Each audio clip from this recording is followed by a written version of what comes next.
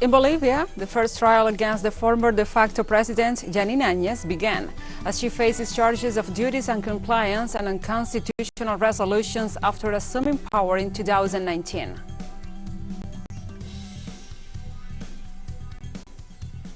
Political movements in Uruguay denounced that the government of Luis Lacalle Pou handed over the port of Montevideo to a multinational for 50 years.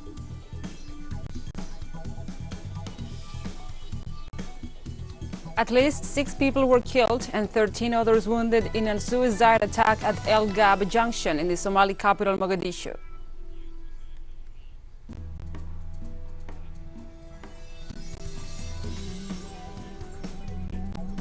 From the headquarters of TeleSUR English in Havana, Cuba, this is From the South.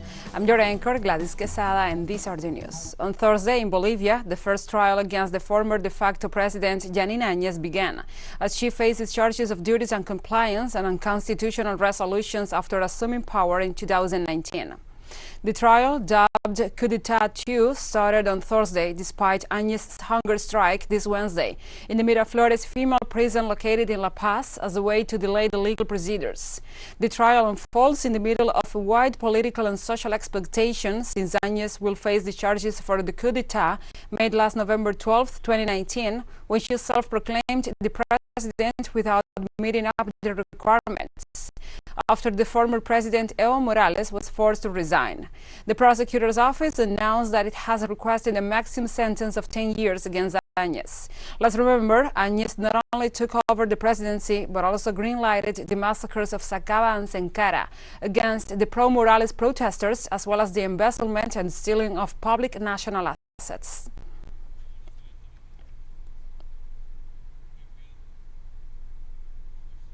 Nicaragua bolsters relations with China, as this Wednesday the Foreign Relations Committee of the Nicaraguan Parliament recognized cooperation agreements between the Central American nation and the Asian giant.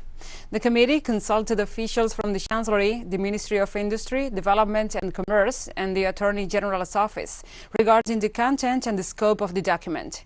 This way, a joint release of the mutual recognition was established, as well as the re-establishment of diplomatic ties based on respect for sovereignty and territorial integrity. The pacts subscribed by both governments also include the principles of non-aggression and non-intervention. In this sense, lawmaker Iris Montenegro highlighted the importance of strategic alliances with the Asian giant in the context of the Belt and Road Initiative.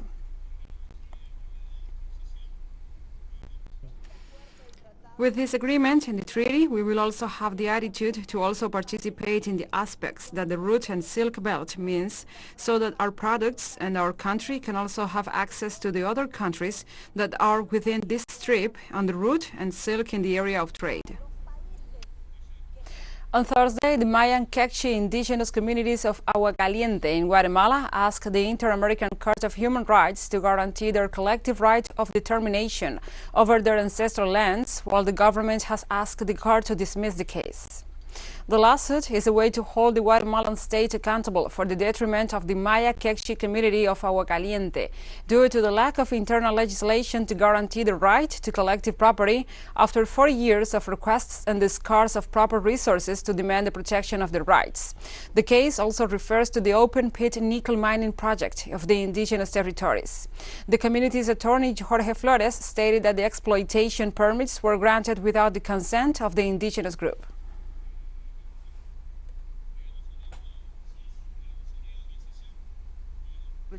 The high official affirmed that her organization is closely following the warnings of a country's indigenous people, especially the Nasa peoples of Rio Negro, in the Department of Huila. The Regional Indigenous Council of that region has denounced the attack with an explosive device against a reservation in the village of San Miguel and the municipality of Equira. After the attack, they launched an appeal for help to the country's human rights organizations and the national government to guarantee their lives in the midst of the harsh confrontations between the illegal armed groups on the border of the departments of Huila and Cauca. At present, indigenous communities of Colombia are on a high alert due to the seriousness of the situation. In Peru, President Pedro Castillo has strongly condemned and rejected the claims of existence of a parallel cabinet, a theory spread by opposition sectors. The president has clarified that the claims are contrary to his ethics and moral. According to the Peruvian president, opposition sectors have falsely maintained that he intends to shut down the Congress to take all the power. Castillo considers that the authors of this smear campaign only intend to impede his government and that the great demands of the country continue to be prioritized, such as the issue of insecurity, which has become a crucial topic for the Peruvian executive. Castillo expressed that he has come to power with the purpose of serving the country, contrary to the opposition groups that have turned their backs on the country for years.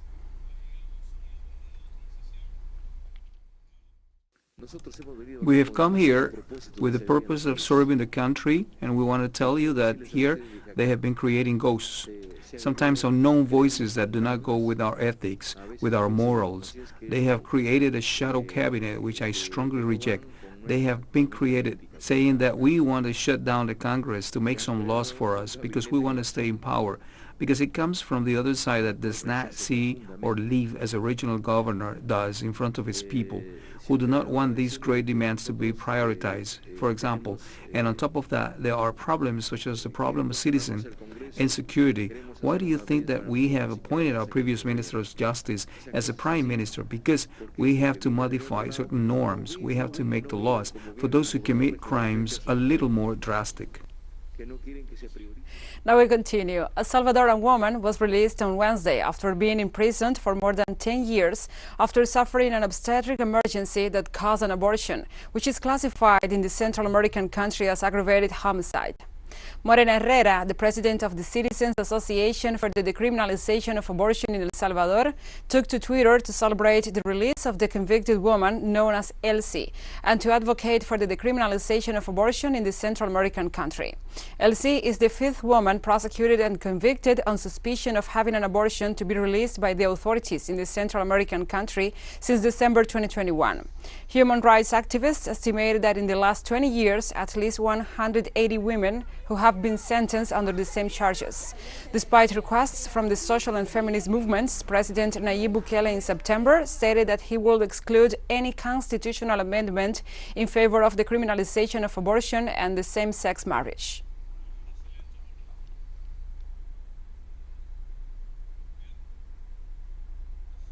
In Haiti's capital, Port-au-Prince, police severely repressed workers of the National Society of Industrial Parks who were protesting better payments and work conditions. Workers of the National Society of Industrial Parks demanded a minimum wage of 500 to 1,500 gourds, the equivalent to about $15 from an 8-hour working day, as well as transport and food subsidies as part of the benefits. The protests were also demanding a solution to the serious economic and social-political crisis in the country.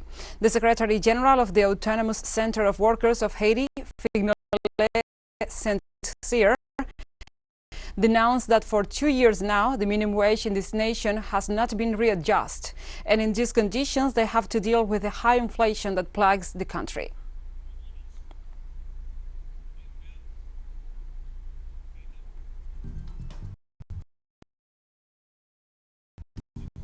We'll take a short break now. Join us again after this.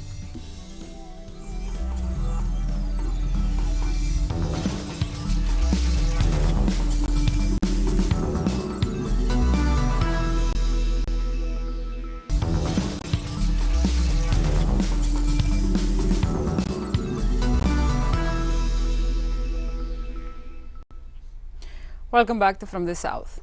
Political movements in Uruguay denounced that the government of Luis Lacalle Pou handed over the port of Montevideo to a multinational for 50 years. The Broad Front of Uruguay denounced this Wednesday the government headed by Luis Lacalle Pou for handing over the port of Montevideo to the multinational Cato Nati, as the government granted it the monopoly of the container terminal for 50 years. Broad sector senators allege that the executive commits serious crimes against the public patrimony. The complaint against the government's measure was filed with the public prosecutor's office. The detractors of Lacalle Pou's decision indicate that the government did not respond to any of the previous appeals and that this attitude shows the illegitimacy of handing over the port of Montevideo to a private foreign company.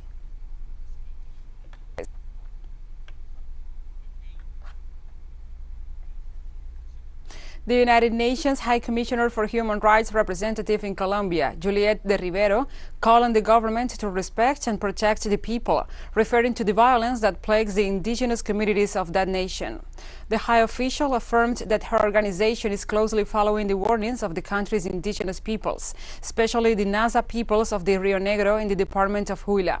The Regional Indigenous Council of that region has denounced the attack with an explosive device against the preservation in the village of San Miguel in the municipality of Iquira.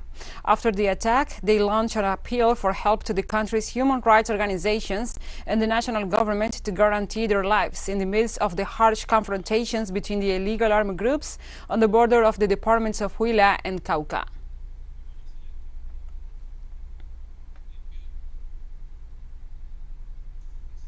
And in Venezuela, the National Entrepreneurs HIP Service was created on Wednesday, an initiative aimed at supporting and consolidating financing mechanisms for new productive initiatives. The president of Venezuela, Nicolás Maduro Moros, held a working session with representatives of this emerging sector and affirmed that the body will focus on guaranteeing the coordination of financial institutions and organizations linked to the business projects to move forward efficiently. As part of the launch of this service, a website has been created to consolidate a register of the country's entrepreneurs and to provide advice in all areas. In this context, the Venezuelan president urged the parliament to legislate to promote the full recovery of the country's economy.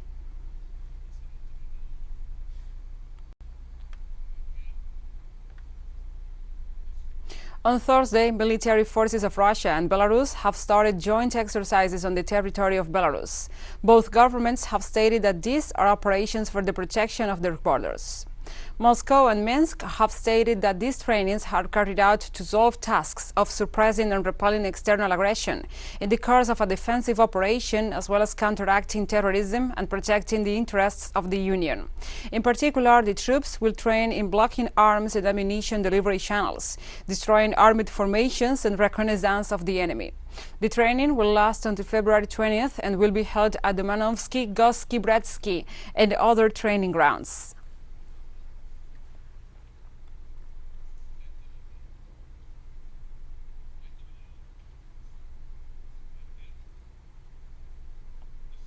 Russian Foreign Minister Sergei Lavrov expressed frustration at the lack of progress made during high-stake negotiations with his British counterpart Liz Truss, as tensions between Moscow and the West continue to flare over Ukraine. The Russian Foreign Minister said that the exchange had been like the deaf talking to the blind, and that the sides had struggled to find common ground. Truss used the meeting to urge the Kremlin to take the path of diplomacy and argued that a war in Ukraine will be disastrous for the Russian and Ukrainian people, as well as security for Europe. Lavrov hit back, however, saying that Russia has sued for diplomacy for all these years, and they continue to do so, adding that Russia has been cheated and wronged for many years when it comes to agreements and obligations from other states. The Russian Foreign Minister reiterated Moscow's position that it has no aggressive intentions in the region.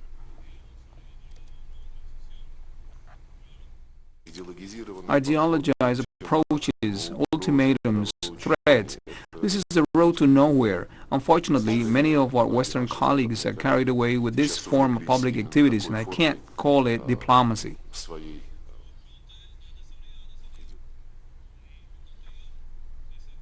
And the French government has banned demonstrations in Paris in response to the so-called convoy of freedom rejecting coronavirus health restrictions.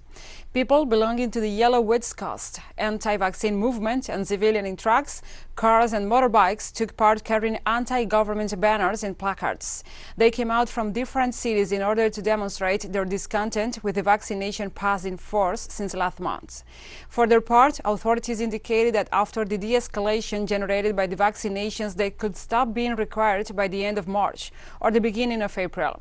However, the full vaccination schedule will continue to be essential for some travel or access to restaurants and other venues.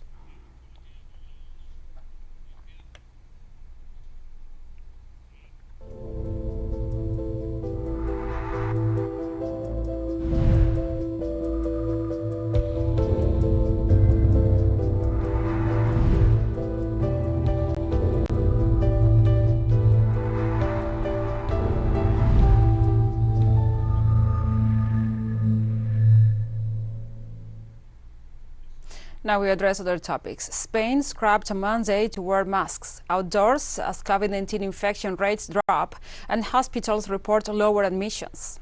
The rule change includes children at school during their breaks outside between classes. However, masks remain mandatory in indoor public spaces, including public transportation and when people are unable to keep a safe distance of 1.5 meters between them. The measure reverses a step taken last December amid an unprecedented surge of infections fueled by the highly contagious Omicron variant. Official health ministry data showed how the spread of the virus gathered speed in November and peaked on January 21st at over 3,400 new infections per 100,000 residents over 2 weeks, a pandemic record. Contagion has since slowed down, with the 14-day figure dropping to just under 2,000.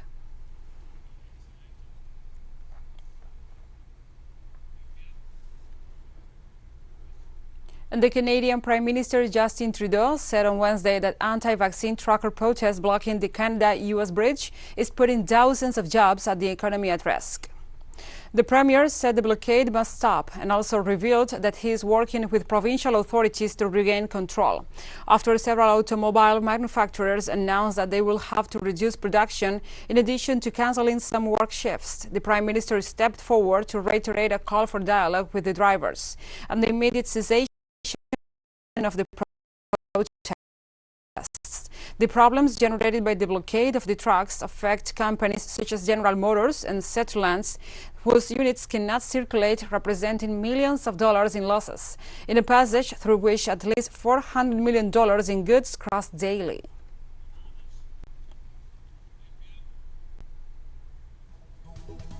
And we have more news coming up after a final short break, so stay with us.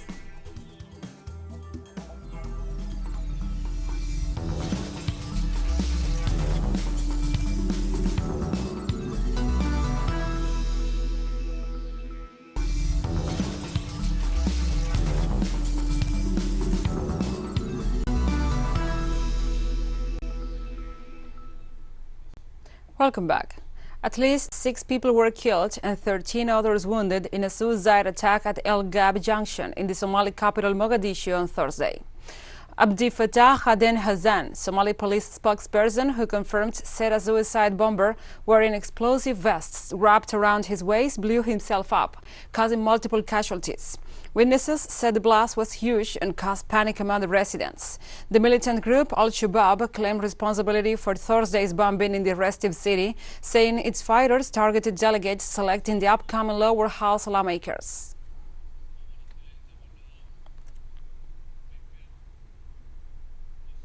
Angola's Minister of Justice and Human Rights stressed that more than 700 criminal prosecutions are ongoing for alleged acts of corruption. Authorities informed that the accusations respond to alleged crimes of embezzlement, corruption, money laundering, obtaining undue advantage, tax fraud, and other illicit actions in the economic and financial sphere. According to the National Asset Recovery Service of the Attorney General's Office, money and material goods have been collected inside and outside the national territory, amounting to more than $11.486 million, including factories, houses, buildings, and shares in companies.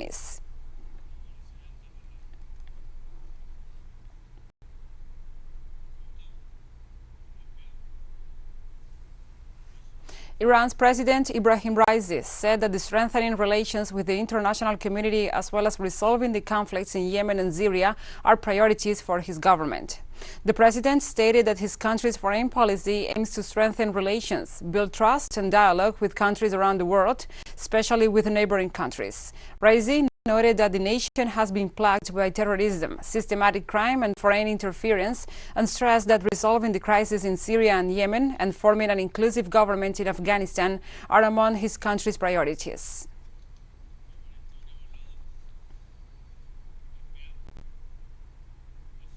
And China assured it will continue to adopt an active and constructive role in the attempts to set in motion the 2015 Iranian nuclear agreement as soon as possible, after the renewal of talks in Vienna between Tehran and the world powers. Talks in Vienna to revive the 2015 Iranian nuclear deal proceed at a charted pace China has positioned itself as a key player in the issue and reaffirmed its full readiness to continue to play a constructive role in trying to get the path back on the track as soon as possible. After the renewal in Vienna of talks between Tehran and world powers, in India tried to set the agreement in motion once again.